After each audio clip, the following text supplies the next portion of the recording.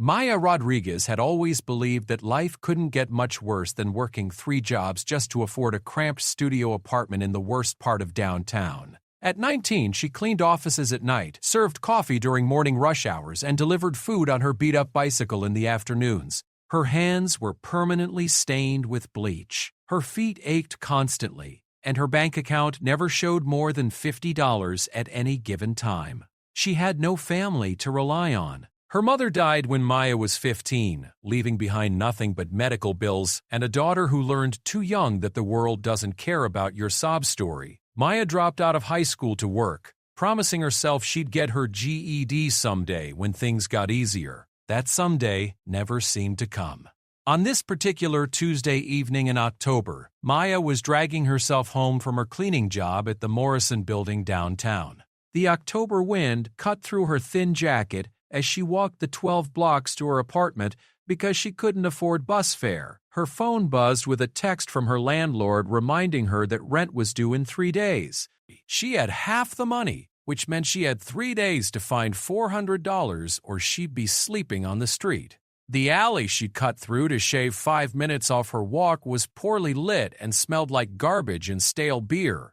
Maya kept her head down and walked fast, but something made her stop. A groan echoed off the brick walls, followed by what sounded like someone trying to speak but failing. Maya's first instinct was to keep walking. She'd learned that getting involved in other people's problems usually made your own problems worse. But the sound came again, weaker this time, and despite her exhaustion and worry about rent, she couldn't ignore it. She found him crumpled against a dumpster, a young man who looked to be in his early 20s. His dark hair was matted with blood, and his expensive-looking clothes were torn and dirty. He was unconscious but breathing, though each breath seemed labored. In the dim light from a distant street lamp, Maya could see he was badly injured.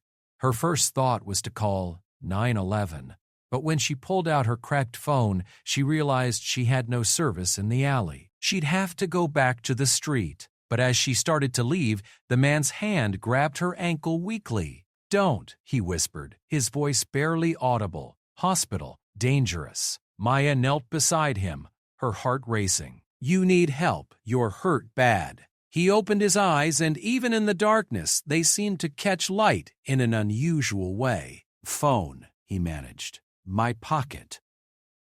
Call Adrian." Maya hesitated. This felt like the kind of situation her mother had always warned her about before she got sick. Strange men, mysterious phone calls, getting mixed up in things that weren't her business. But looking at him lying there, bleeding and helpless, she couldn't walk away. She found his phone in his jacket pocket. It was the newest iPhone, the kind that cost more than Maya made in 3 months. The screen was cracked but still worked. She looked at him questioningly.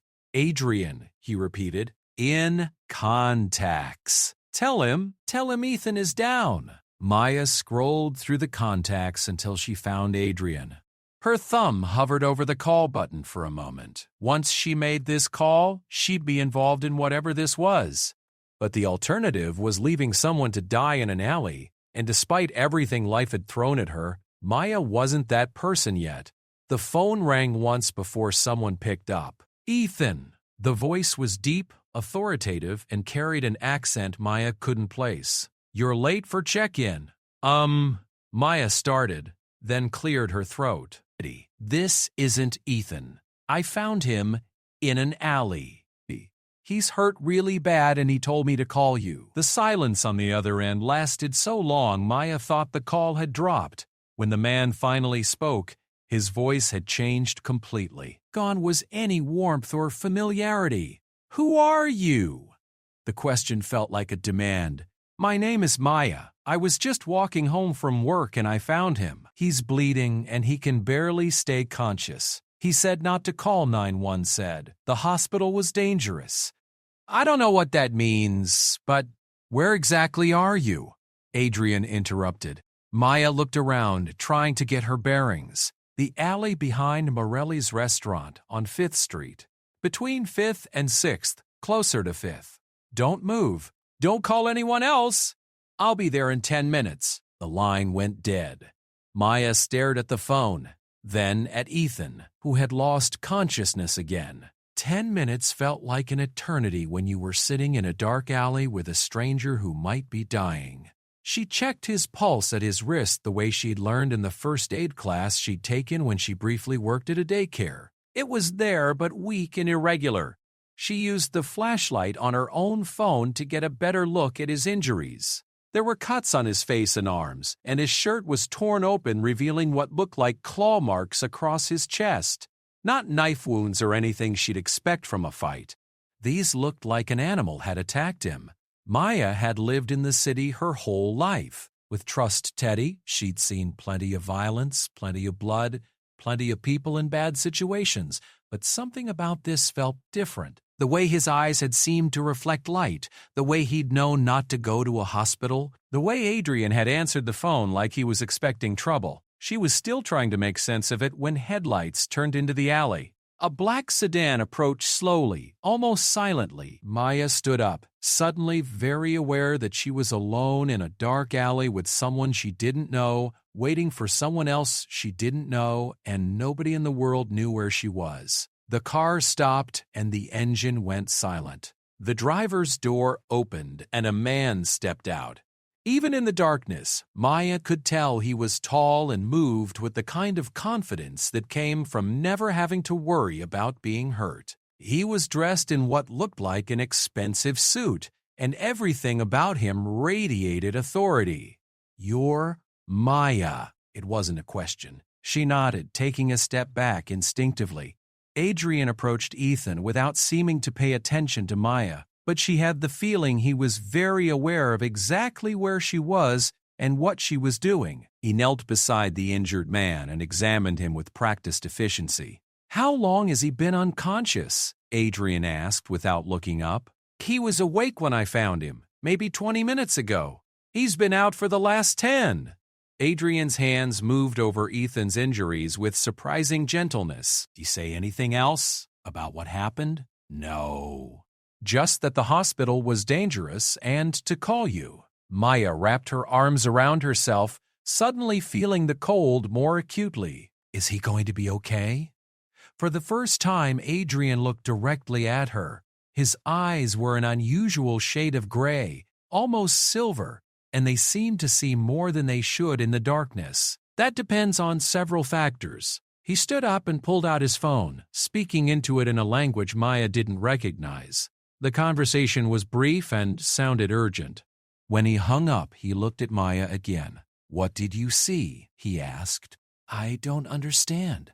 When you found him, what did you see? Was he alone? Were there signs of a struggle? Any indication of what happened?" Maya thought back. "He was just lying there by the dumpster. I didn't really look around much. I was more worried about helping him." Adrian nodded slowly, then walked a few steps away and began examining the ground with his phone's flashlight. Maya watched him work, noting the way he moved and the intensity of his focus. This wasn't someone who stumbled through life the way she did.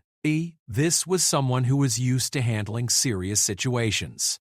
"There," Adrian said quietly, more to himself than to her. Maya followed his gaze and saw what he'd found. Deep gouges in the brick wall, too deep and too clean to be from any human weapon. Below them, dark stains that could have been blood. What could do that, Maya asked, though she wasn't sure she wanted to know the answer. Adrian didn't answer. Instead, he returned to Ethan and carefully lifted him. Maya was surprised by how easily he managed it, as if Ethan weighed nothing at all. "He needs medical attention that he can't get at a hospital," Adrian said as he carried Ethan toward the car. "Thank you for calling me." Maya realized she was being dismissed. This was where she was supposed to say goodbye and go home to her problems with rent and bills and the endless grind of trying to survive. But something made her speak up. "Wait," she called out. "What happens now? Is someone going to come looking for him? For me?" Adrian paused at the car door. "Why would someone come looking for you?" "I don't know, but this doesn't feel like a normal mugging or fight or whatever. And if someone hurt him like that," she gestured toward the gouges in the wall, "if they find out I was involved, Adrian studied her for a long moment. "You're afraid. I'm practical. I can't afford to get mixed up in dangerous situations. I can't afford a lot of things, but trouble is at the top of that list." Something shifted in Adrian's expression. "What's your full name, Maya?" "Maya Rodriguez." "Why? Address?" Maya hesitated. Giving a stranger her address went against every safety rule she'd learned growing up in the city, but she'd already made so many questionable decisions tonight that one more hardly seemed to matter. 1247 Oak Street, apartment 3B. Adrian nodded and opened the car door, placing Ethan gently in the back seat. "Someone will be in touch," he said. Before Maya could ask what that meant, he was in the car and driving away, leaving her alone in the alley with more questions than she'd started with. She walked home slowly, replaying the entire encounter in her mind. By the time she reached her building, she'd almost convinced herself it had been some kind of fever dream brought on by exhaustion and stress. People didn't just find mysterious injured men in alleys who warned against hospitals and spoke to strange authority figures who examined crime scenes like detectives.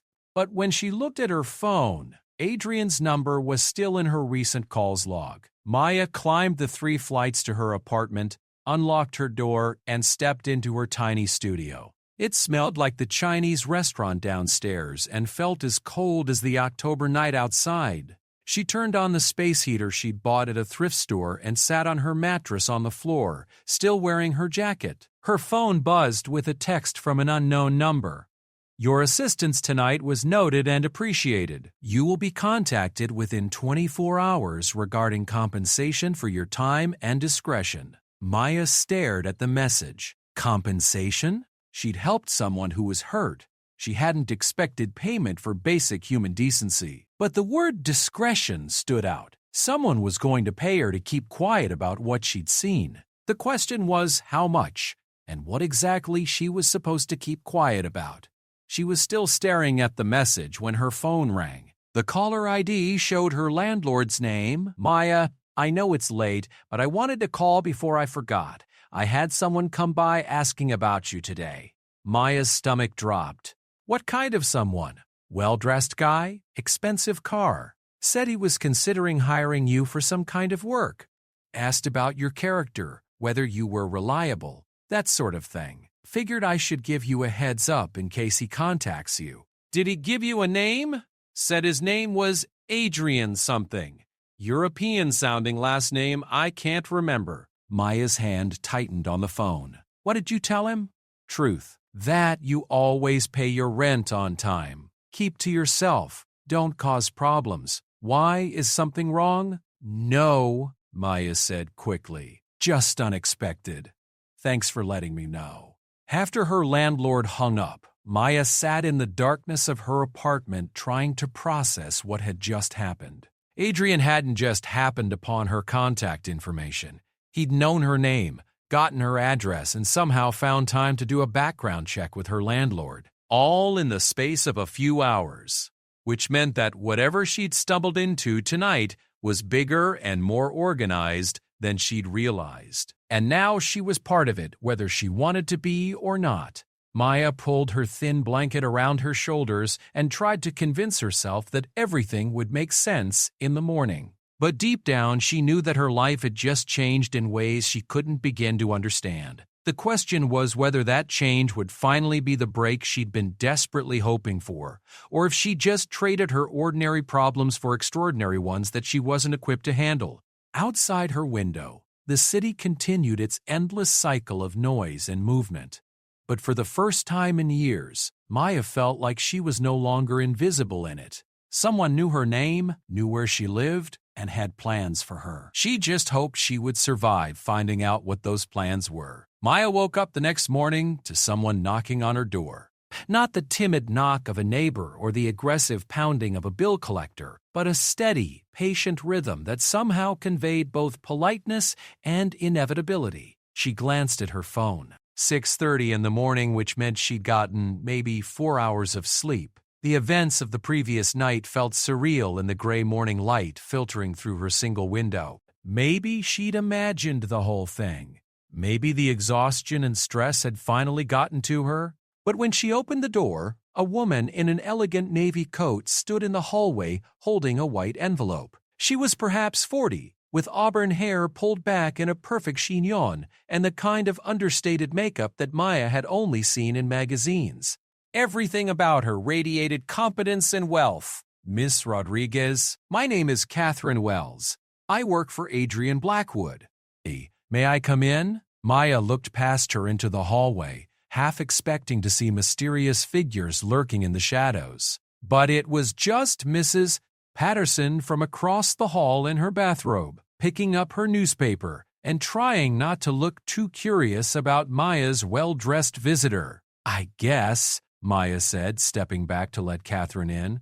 Catherine entered the tiny studio without showing any reaction to the space heater, the mattress on the floor, or the general atmosphere of barely controlled poverty. She simply looked around once and then focused entirely on Maya. "I assume you have questions about last night," Catherine said. "A few." Catherine smiled, and it transformed her face from professionally pleasant to genuinely warm. "Adrian thought you might. Please, sit down." "This will take some time to explain." Maya perched on the edge of her mattress, while Catherine took the single folding chair that served as Maya's dining room furniture. First, the envelope. Catherine handed it over. "Payment for your assistance and discretion." Maya opened it and stared. Inside were $50 bills. $5,000. More money than Maya had ever seen in one place, let alone held in her hands. "This is too much," Maya said automatically. "I just made a phone call." "You saved Ethan's life," Catherine replied. $5,000 is a very small price for that service. Maya looked up from the money. "Who are you people?" Catherine considered this question carefully. "We're going to have to ask you to believe some things that will sound impossible. The alternative is to pay you to forget what happened and disappear from your life entirely. But Adrian thinks you deserve to know what you've become involved in." "What I've become involved in?" "I haven't become involved in anything. I helped someone who was hurt, and in doing so, you became visible to our world. The question now is whether you want to remain in it or return to your previous life with enough money to solve your immediate problems." Maya stared at the envelope. $5,000 would pay her rent for a year. It would let her quit one of her jobs, maybe go back to school. It was freedom from the constant anxiety that had defined her life since her mother died. But Catherine was offering her something else: information, understanding, a glimpse into whatever this world was that she'd accidentally stumbled into. "What kind of world?" Maya asked. Catherine leaned back in the chair. "The kind where people like Ethan exist. People who are stronger than humans, faster than humans, who live much longer than humans. People who have needs and enemies and politics that most humans never become aware of." Maya felt a chill that had nothing to do with her poorly heated apartment. "What are you saying?" "I'm saying that Ethan isn't entirely human, Maya. Neither is Adrian. Neither am I." The rational part of Maya's mind rejected this immediately. People didn't just announce they weren't human over coffee in a studio apartment. This was the kind of thing that happened in movies and books, not in real life. But another part of her mind, the part that had been paying attention last night, remembered the way Ethan's eyes had reflected light in the darkness, the way Adrian had moved with perfect confidence despite the poor lighting, the deep gouges in the brick wall that no human weapon could have made. "Not human how?" Maya heard herself ask. "We're what your folklore calls vampires," Catherine said simply. Though most of the folklore is wrong, Maya laughed, a short, sharp sound that echoed off the walls of her tiny apartment. "Vampires. Right, and I suppose you're going to tell me you drank blood and turn into bats and can't go out in sunlight? We do need blood to survive, yes. We don't turn into bats, and sunlight is uncomfortable but not fatal. We're faster and stronger than humans, we heal more quickly, and we live much longer. We're not undead or soulless or evil by nature, though individual vampires can certainly be evil, just as individual humans can be. Catherine delivered this information in the same tone she might use to explain a bus schedule. Matter of fact, patient, completely serious. Maya stood up and walked to her window, looking down at the street below. Everything looked exactly as it had yesterday. Cars moving through traffic, people walking to work. The normal chaos of city life. If vampires were real, if they lived among humans, wouldn't something be different? Wouldn't she have noticed something before now? How many? She asked without turning around. In the world? Perhaps 100,000. In this city, maybe 300. And nobody knows? Some people know. Government officials, certain religious leaders, some researchers and doctors. But we maintain secrecy for obvious reasons. Maya turned back to Catherine. What happened to Ethan? He was attacked by rogue vampires. Vampires who refuse to live by our laws and prey on humans indiscriminately. Adrian leads the faction that maintains order among our kind. Ethan works for him, investigating rogues and dealing with threats to our community. And the person who attacked Ethan? Still out there. Which brings us to why I'm here. Catherine stood up and moved to the window, looking down at the street with an expression Maya couldn't read. The rogues who attacked Ethan know that a human was involved. They can track scents, and yours will be all over that alley. They'll want to eliminate any witnesses. Maya felt the floor drop out from under her. Eliminate? Kill you? Yes. I'm sorry to be blunt, but you need to understand the situation clearly. The $5,000 suddenly felt meaningless in Maya's hands. Money wouldn't matter if she was dead.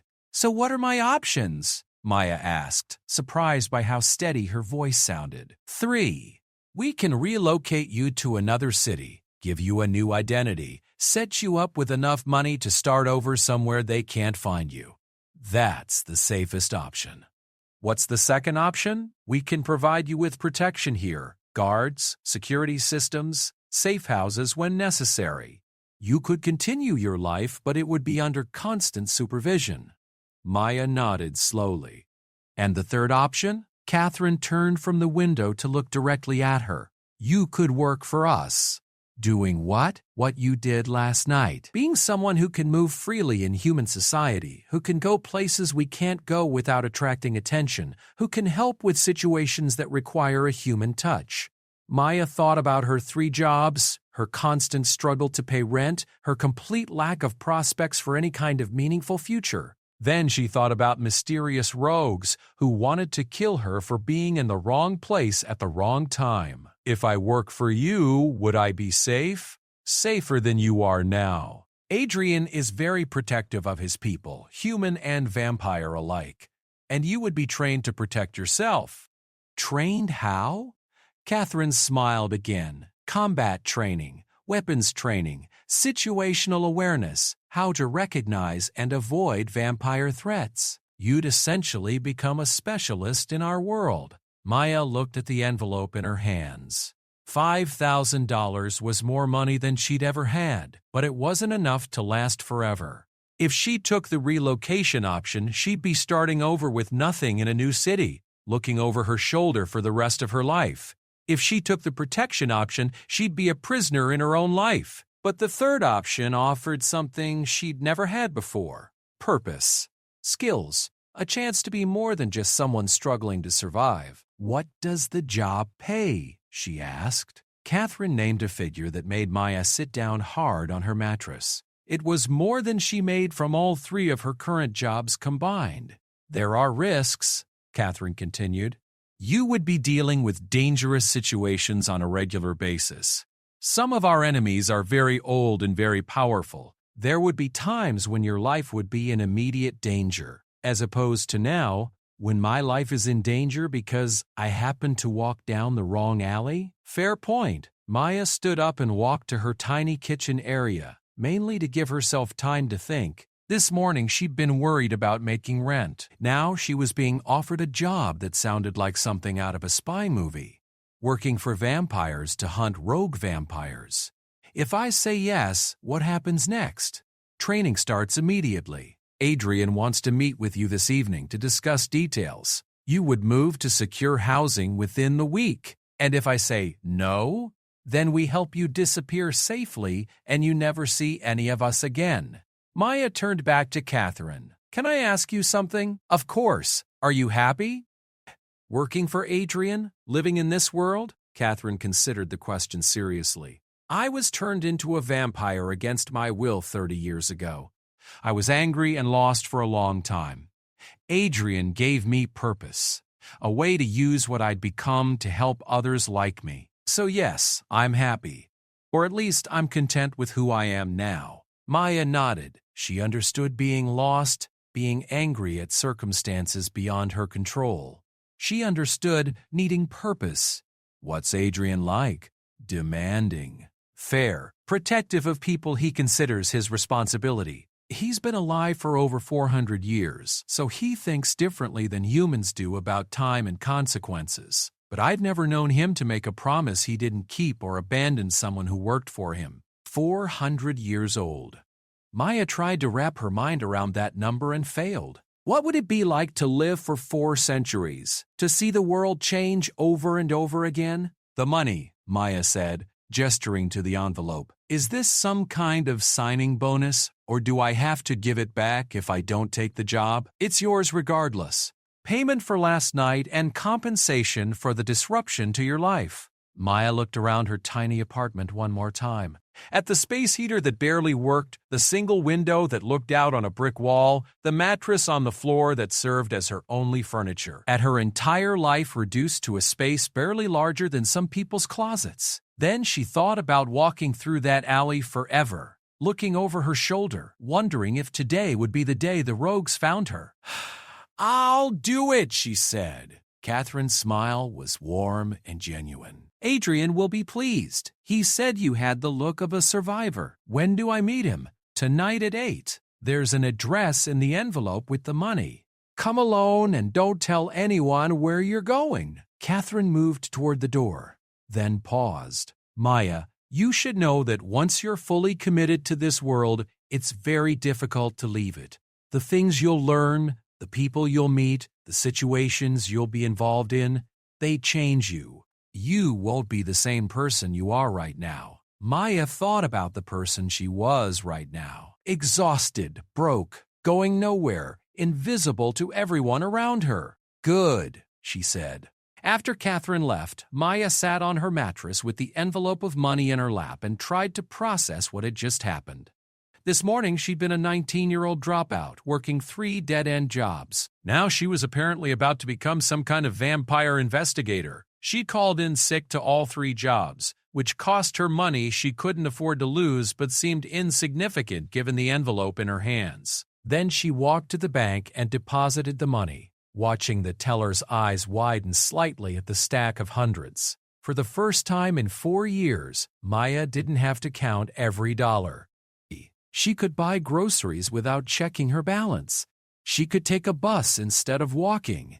She could afford to replace her worn-out shoes, but more than the money, she had something else she'd never had before. She had people who wanted her, who thought she was capable of more than cleaning toilets and serving coffee. People who were willing to train her, to teach her skills that mattered. She spent the afternoon shopping for clothes appropriate for whatever this evening would bring.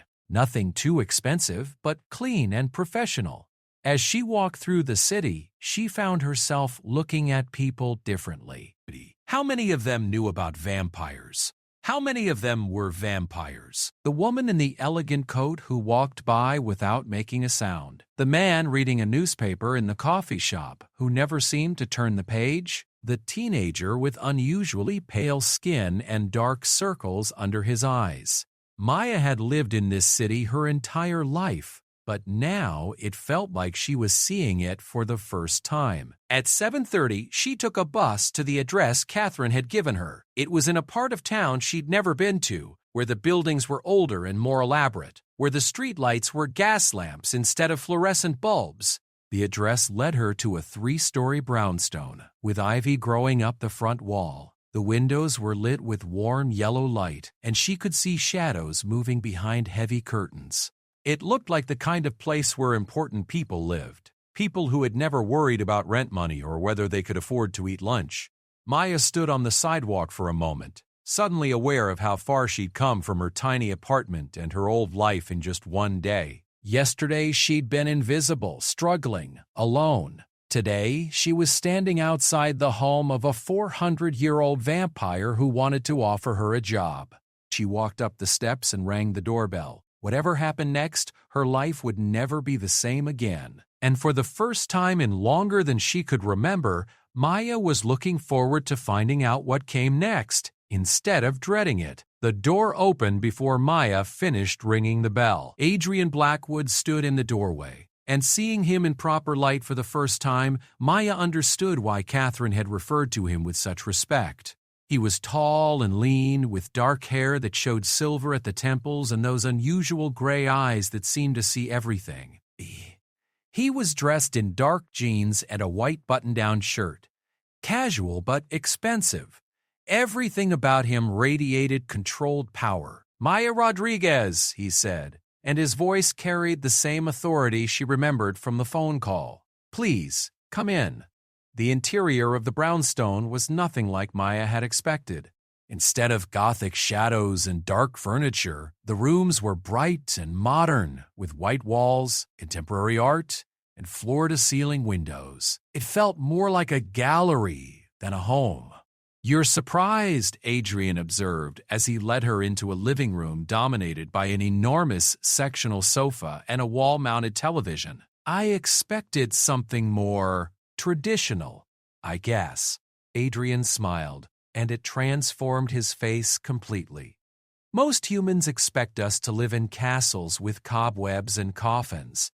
In reality, we adapt to whatever time period we find ourselves in. I've been in this city for 60 years. I like modern conveniences." Ethan was sitting on the sofa with his feet up on an ottoman, looking remarkably better than he had 12 hours ago in the alley.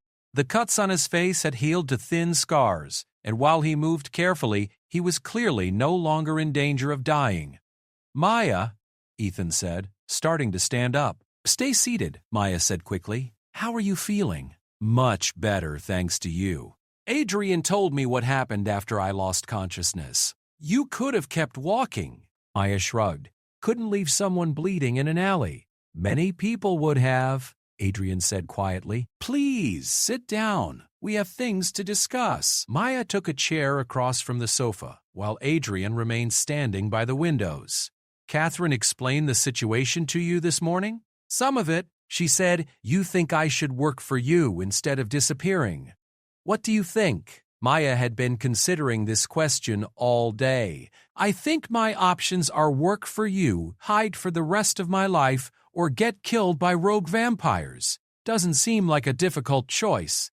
"There are other considerations," Adrian said. "This work changes people. You'll see violence, death, situations that most humans never have to deal with. You'll know secrets that isolate you from ordinary human relationships. You'll make enemies who are stronger and more dangerous than anything you can imagine." "Sounds better than my current job," Maya said.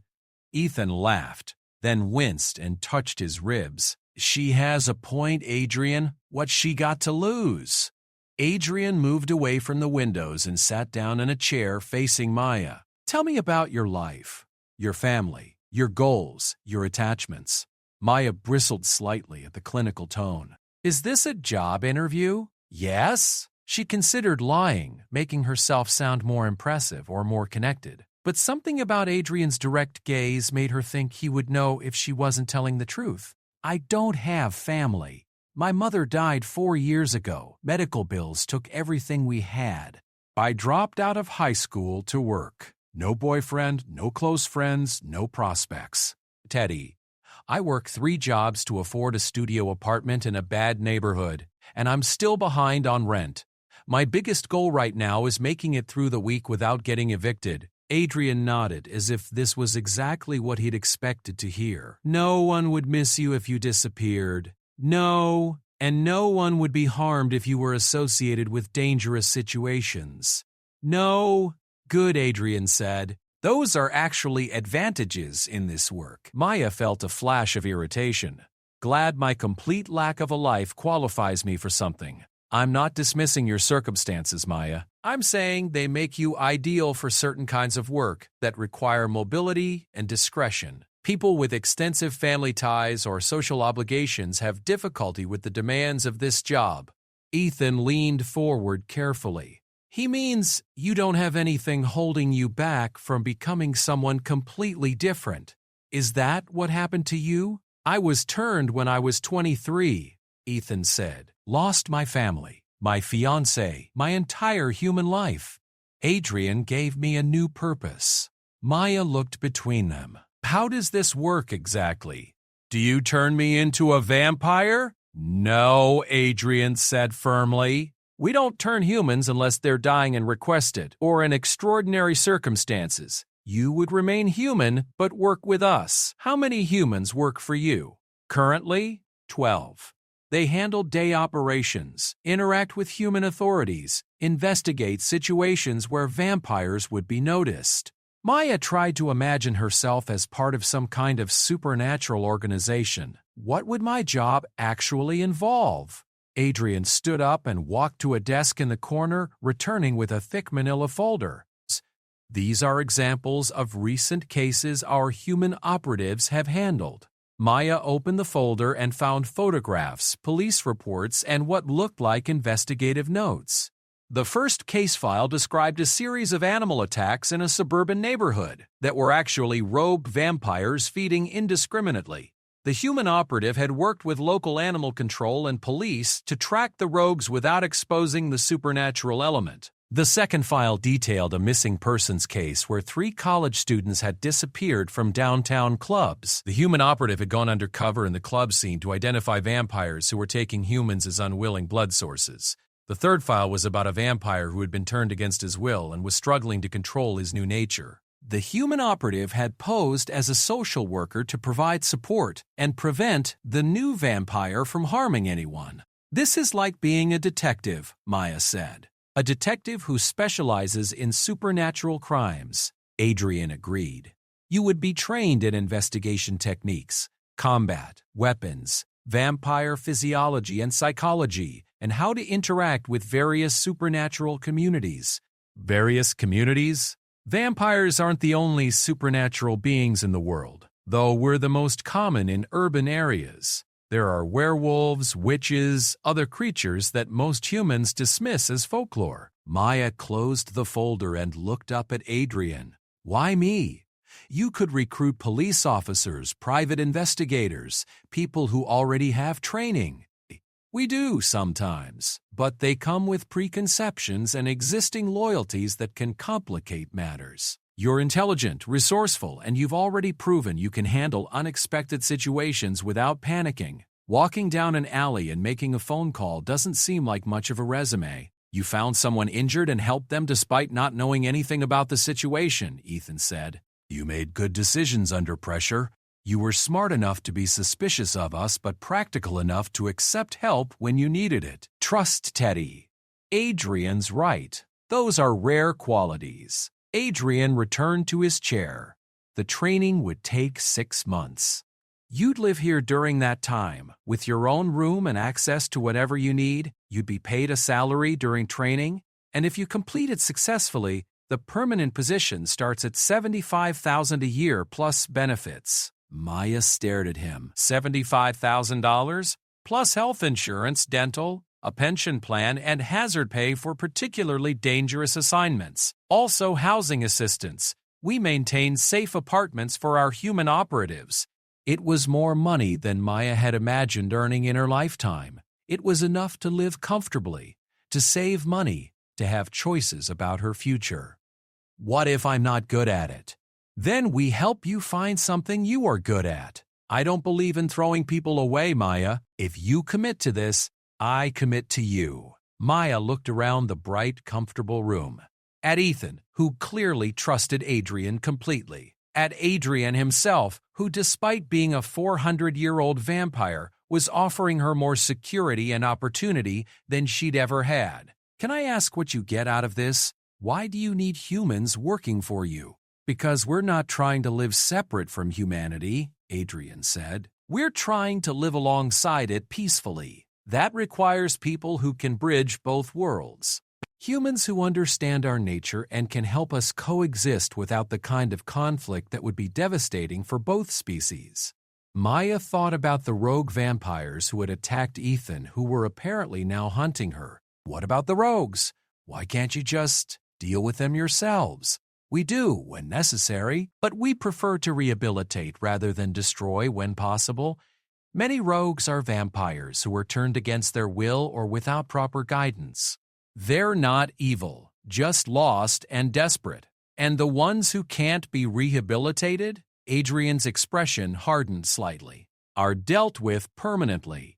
The room fell silent for a moment. Maya understood that she was being offered a glimpse into a world where life and death decisions were made regularly, where the stakes were higher than anything she'd experienced. But she was also being offered a chance to matter, to be part of something bigger than herself, to use her life for something more meaningful than just surviving. If I say yes, when would I start?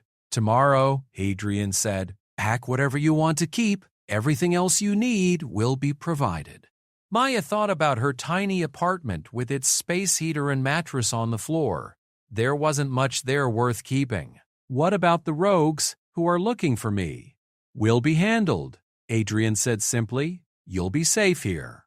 Maya stood up and walked to the windows, looking out at the quiet street. Yesterday she'd been invisible, struggling, alone. Today she was being offered a chance at a completely different life, a dangerous life, but one with purpose and meaning. There's one more thing, Adrian said behind her. Once you know our secrets, once you're part of our world, there's no going back to ignorance. Even if you eventually choose to leave this work, you'll always know what exists in the shadows. Some people find that knowledge burdensome. Maya turned back to face him. I've spent the last 4 years invisible to everyone around me. Nobody cared whether I lived or died, whether I had enough to eat, whether I had a place to sleep. Being burdened by knowledge that I matter to someone sounds like a good problem to have. Adrian studied her for a long moment, then nodded. Welcome to the team, Maya Rodriguez. Ethan grinned and raised an imaginary glass. To new beginnings. Maya felt something shift inside her chest, a loosening of tension she'd carried for so long she'd forgotten what it felt like to be without it. For the first time in years, she wasn't afraid of tomorrow. I have one condition, she said. Adrian raised an eyebrow. Yes, I want to learn how to help people like me, humans who get caught up in supernatural situations through no fault of their own. I don't want anyone else to go through what I went through last night, not knowing what was happening, being afraid, feeling completely alone. That's not a condition, Adrian said. That's exactly why I wanted you for this job. 3 months later, Maya stood in the same alley where she'd found Ethan, but this time she wasn't walking home exhausted from a dead-end job. She was investigating reports of unusual activity in the area, armed with knowledge, training, and purpose. She'd learned to fight, to shoot, to recognize the signs of supernatural involvement in seemingly ordinary crimes.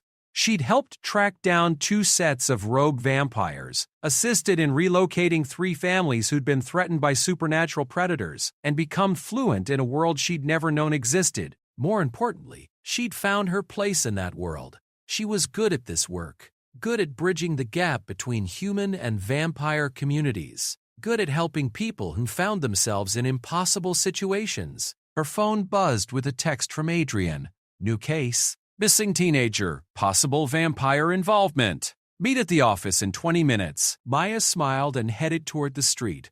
6 months ago, she'd been nobody, going nowhere, struggling just to survive. Now she was someone who mattered, someone with skills and purpose and people who depended on her. She'd found a family in the most unlikely place and a future she'd never dared to imagine.